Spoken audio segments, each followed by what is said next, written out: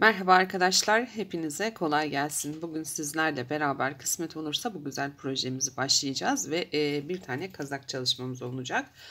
Sizler de benimle beraber örgülerime eşlik etmek isterseniz lütfen oynatma listelerimizi takip edin. Çünkü büyük projeler çalışıyorum ve büyük projeleri genellikle adım adım anlattığım için bölümler halinde yayına sokuyorum.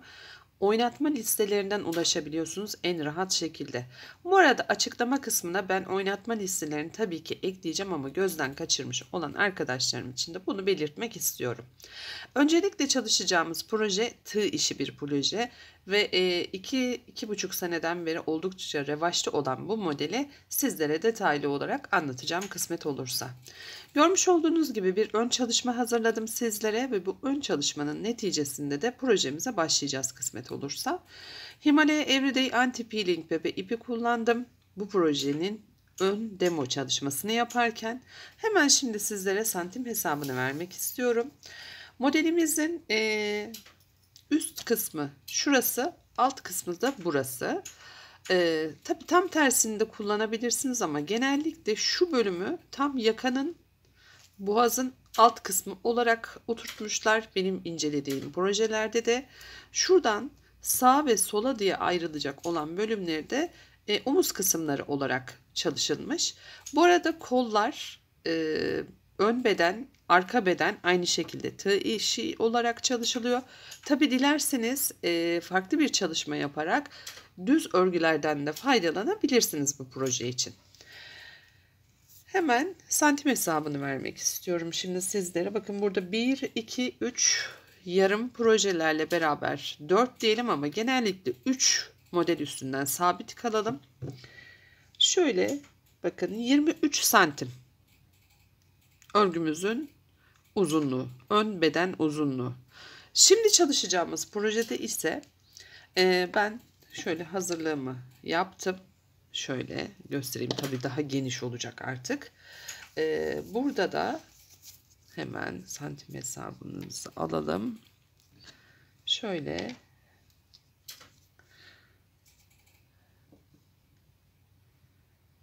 51-52 santim kadar, hatta tam böyle motomot ölçersek 55 santime kadar gelecek. Bu arada çekme payını da tabii hesapladım. Çalışmayı yaparken ne kullanacağız? Projelerimizde neler çalışacağız onu belirteyim. Şöyle görmüş olduğunuz gibi tatlı bir yeşil çalışması uygulayacağım. Bu yeşil tonunu nasıl ortaya çıkartıyoruz? Hemen onu da belirteyim. Şöyle 2 tane ipim var. Bir tanesi beyaz, bir tanesi de ebruli angora ip şeklinde. Orta kısmından açık, dış kısımlara doğru koyulaşan bir renk. Model sürekli birbirini tekrar ettiği için kendiliğinden geçişler sağlanacak. O yüzden bu ipi tercih ettim. 72 adet ilmek attım. Neden 72 ilmek attım? 10, 10, 10 ve katları artı 2 ilmek şeklinde çalışılıyor bu model için. Ben 72 ilmek olarak çalışacağım. Şimdi 55 santim diyelim buna. Şöyle hafif de esnettiğimiz zaman 55 santim. Burada hemen şu kenardaki lastik uygulaması dahil değil henüz. Eğer lastiksiz çalışacaksanız bir 10 ilmek daha ekleyebilir. 82 ilmek olarak çalışabilirsiniz. Ya da lastik çalışmasını yapacağınız için 72 ilmekte sabit kalabilirsiniz. Crop çalışacaklar için daha da aza iner bu. 52 ilmek yeterli olacaktır crop çalışanlar için. Onun dışında zincirlerinizi 72 adet ilmek çektiğinizi varsayıyorum. 72 ilmekten sonra tekrardan dönüş ilmeği, yani şurası, bakın 72 ilmeği şöyle çektik. Tekrardan geliyoruz, geri dönüş yapıyoruz. Ben tam şuradayım, burada. Örgümüzü 72 ilmekten sonra bir ilmek daha çekip tığımızın başına doluyoruz ve hemen zincirlerin dış tarafında kalan V'lerin içerisine girip 72. ilmeği şu şekilde tamamlıyoruz. 72 ilmeği bu şekilde geri döndük. Şimdi örgümüzün tam şu kısmındayız. Şöyle döndük, pardon, şurada geldik, ilmeklerimizi attık, bitirdik. Tekrardan dönüşe geçiyoruz. Şuradaki alandayız bakın. Şuradaki alanı çalışacağız sizlerle beraber. Hemen şunu kenara alıyorum. Bir tane zincir çekiyorum. Başına doluyorum. Örgümü çeviriyorum. Şuradaki V'leri kullanacağım örgünün üst tarafında. Benden taraftaki olanı değil, örgünün üst tarafında olan V'leri kullanacağım. Ve saymaya başlıyorum. 16 tane şu şekilde ilmek alacağım. 1 2 3 4 5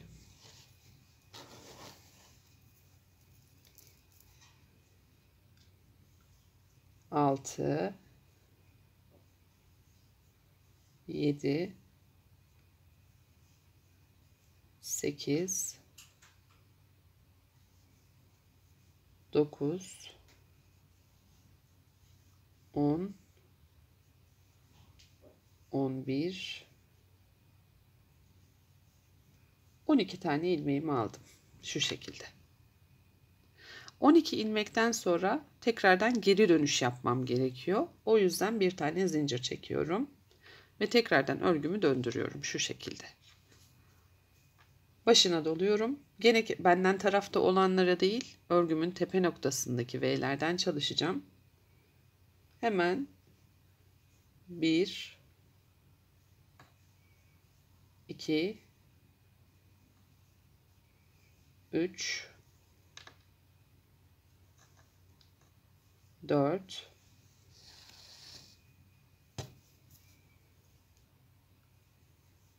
5 6 7 8 9 10 11 12'yi tamamladım. Şu şekilde. Tekrar bir zincir çekiyorum. Dönüyorum. Örgümü tekrardan bu şekle getiriyorum. Başına doluyorum. Şimdi 10 adet. 1 2 3 4 5 6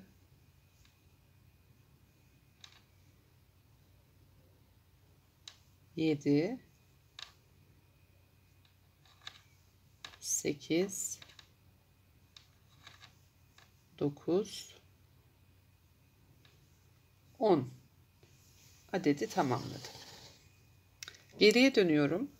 Geriye her dönüşümde bir zincir çekiyorum. Geriye döndürüyorum. 10 adet geriye. 1 2 şu karşıya almayayım. 3 4 5 6 7 8 9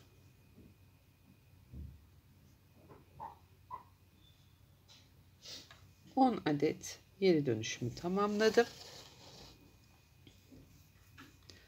Bir zincir çekiyorum.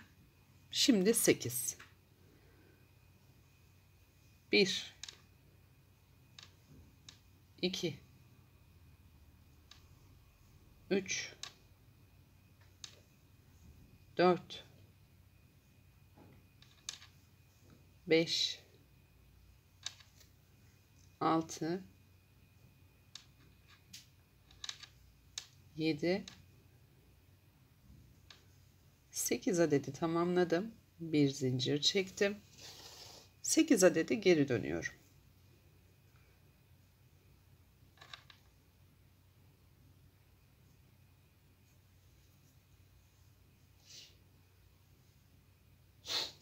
1 2 3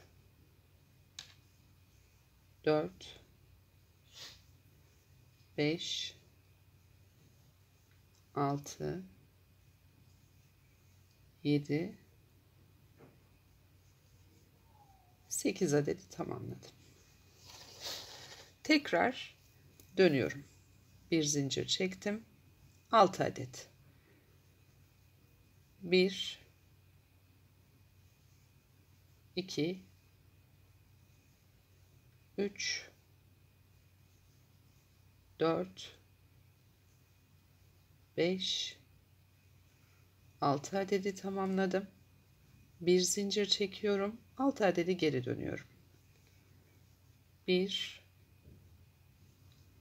2 3 4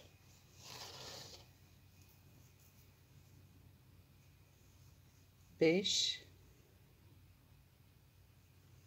6 adedi tamamladım. Bir zincir çektim. Şimdi örgümün görüntüsü şu şekilde, bakın. 1 2 3 4 5.'yi tamamlamış oldum. Ne yapmıştık? 12 tane zincir çekmiştik. Şimdi buradan dolanıp geliyoruz. Buradaki yukarıdaki alanı çalıştıracağız. O yüzden toplamda 22 adet çalışma yapmamız gerekiyor zincirler üzerinden. Onu da nasıl yapacağız? Buraları toplayarak gitmemiz gerekiyor çünkü. Bir zincir çektim. Tekrardan saymaya başlıyorum ve tekrar örgümün bu üst kısmındaki ilmekleri çalıştıracağım. 1 2 3 4 5 6 tane standart ilmeğim zaten hazırdı. 7. ilmeğe giderken hemen burada bulunan ilmekle beraber almam gerekiyor ki birleştirme yapabileyim. O yüzden bakın şurada tığınızı çok fazla sıkmamanız gerekiyor ki sonradan buradaki ilmekleri rahat çalıştırın. Başına dolama yapmadan hemen bunun dibindeki şuradaki ilmeği, bakın şöyle tığımın üstüne alıyorum. İlmeği başına doluyorum. 7. ilmeği çalışacağım için bir alt sıradan 7. ilmeği alıyorum. Böylece tığımın üstünde 4 tane ilmeğim oluyor. Bunları 4'ünü birlikte topluyorum.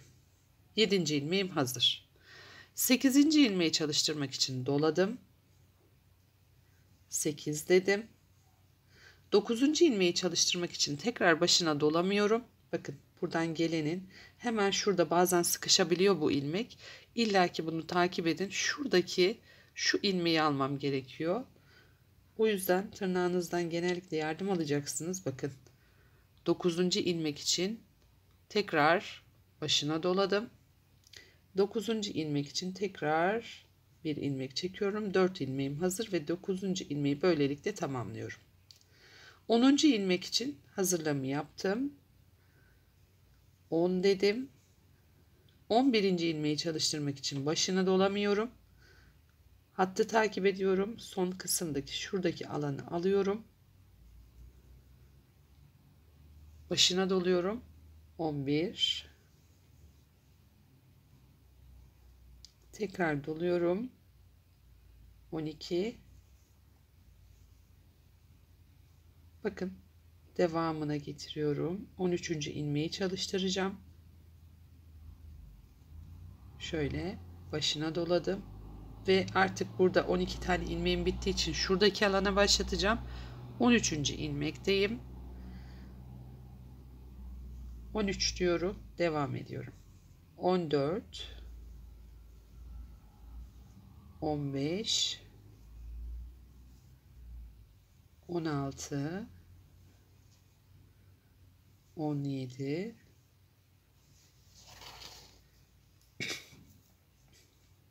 18 19 20 21 22'yi tamamladım. Şöyle göstereyim. Görüntü şu şekilde olacak. Her sefer